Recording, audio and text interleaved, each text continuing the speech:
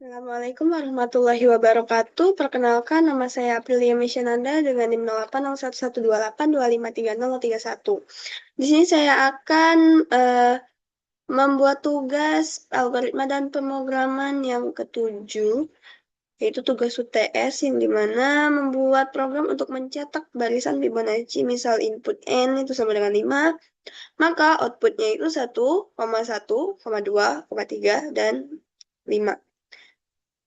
Logika programnya di sini, program itu dimulai dengan menyiapkan variabel n sebagai penentu batas, lalu variabel a dan b yang masing-masing sudah diisi dengan angka 1 sebagai pembuka, serta variabel c dan i untuk membantu jalannya proses. Setelah pengguna menentukan seberapa banyak angka n yang ingin dimunculkan, program memulai sebuah proses perulangan yang berjalan dari urutan pertama hingga urutan ke n. Yang dimana proses ini terdapat dua jalur pemeriksaan untuk menentukan angka apa yang akan dikeluarkan ke layar. Lalu jalur pertama berlaku jika urutan yang sedang berjalan adalah urutan ke-1 atau kedua. Pada tahap ini, program akan langsung mengeluarkan angka 1 karena dua angka awal dalam rangkaian ini memang selalu bernilai 1. Namun jika sudah memasuki urutan ketiga dan seterusnya, program akan mengambil jalur kedua untuk menciptakan angka baru C dengan menggabungkan nilai dari dua angka yang muncul sebelumnya. Setelah angka baru tersebut dikeluarkan ke layar, program akan mengatur ulang posisi simpanan. Nilai pada variabel A akan diganti dengan nilai dari B, dan nilai B akan diganti dengan nilai baru dari C. Pengaturan ulang ini dilakukan agar program selalu siap menggunakan dua angka terakhir untuk menciptakan angka berikutnya pada putaran selanjutnya.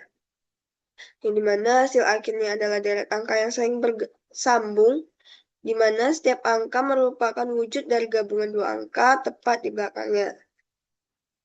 Saya akan menjelaskan programnya terlebih dahulu. Di mana yang pertama itu ada input IOStream, itu untuk membaca fungsi input-output seperti cout, cin, dan inline.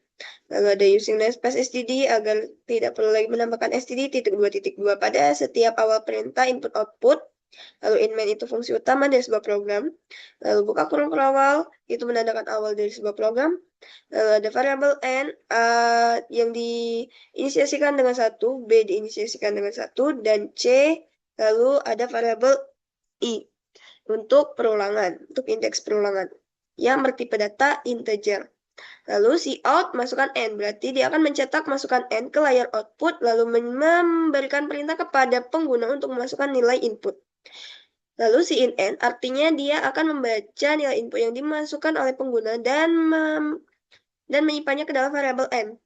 Lalu cout hasil artinya dia akan mencetak hasil yang dimana dia melakukan perulangan untuk I itu sama dengan 1 dan I itu kurang dari sama dengan N, maka dia akan mengecek apakah I itu sama dengan 1 atau I itu sama dengan 2.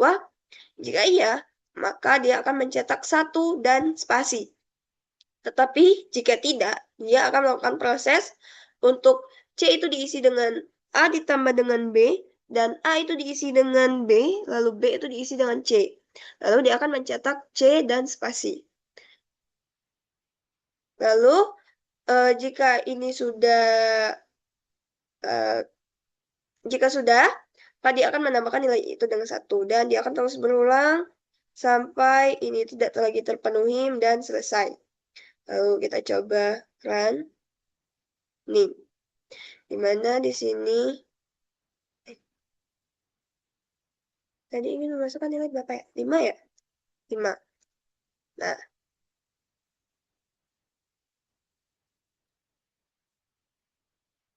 Nah, di sini input n-nya itu 5, maka outputnya itu 1, 1, 2, 3, dan 5.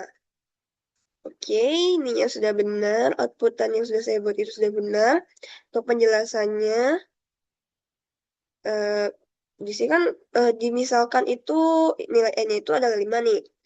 Nah, tapi pertama sekali itu akan muncul teks masukkan n. Lalu pengguna mengetikkan n, nilai n itu adalah 5.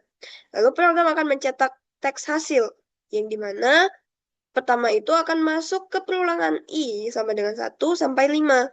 Pada iterasi 1, I sama dengan 1, dia akan memenuhi kondisi if. Apakah I itu sama dengan 1? Jika iya, maka program akan mencetak 1. Karena memenuhi kondisi if, jadi I sama dengan 1, maka program mencetak 1.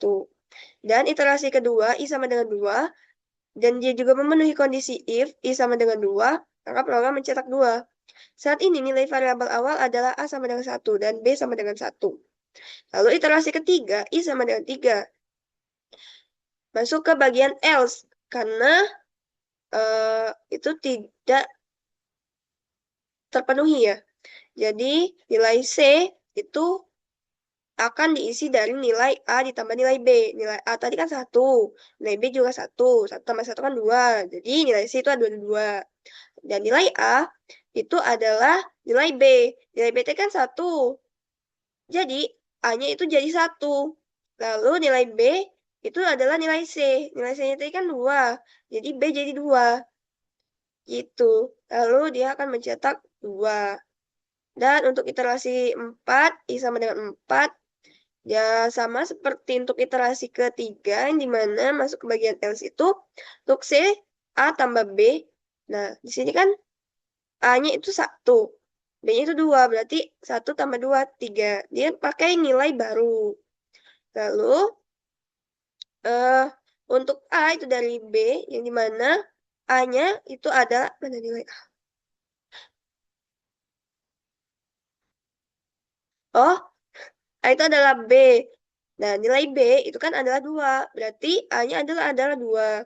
Dan nilai B itu diambil dari C. C-nya sekarang adalah 3. Jadi nilai B itu adalah 3. Jadi mencetak 3. Lalu untuk iterasi kelima, yang mana C, C itu dari A tambah B. Nah, A-nya ini kan ada 2. B-nya 3. Berarti 2 tambah 3, 5. Berarti C-nya ada 5. Dan A itu dari B. B-nya adalah 3. Jadi A adalah 3. Dan B itu dari C, di mana C-nya adalah 5. Jadi B adalah 5. Dia akan mencetak 5. Hasil akhirnya gabungan dari semua angka yang dicetak. Dicetak pada iterasi ini ya. Mana ada 1, 1, 2, 3, dan 5. Dan selesai. Lalu untuk pseudocode-nya, di mana pertama itu ada variabel N, A, B, C, dan I yang bertipe data integer. Ini tuh sama ya dengan program C++. Lalu ada begin A yang diisi dari I, B diisi A diisi 1, B diisi 1. Read N artinya input N. Dan for I masuk ke perulangan for. Di mana di sini dia akan mengecek apakah itu sama dengan 1 jika iya. Atau itu sama dengan 2 jika iya. Maka dia akan mencetak 1 dan spasi.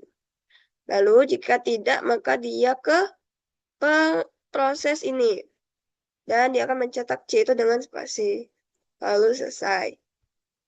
Dia akan terus mengulangi sampai proses ini tidak lagi terpenuhi ya. Untuk penjelasan program sudah saya jelaskan tadi. Lalu untuk flowchart-nya. Flowchart-nya itu pertama itu ada bentuk oval yang artinya start dan end.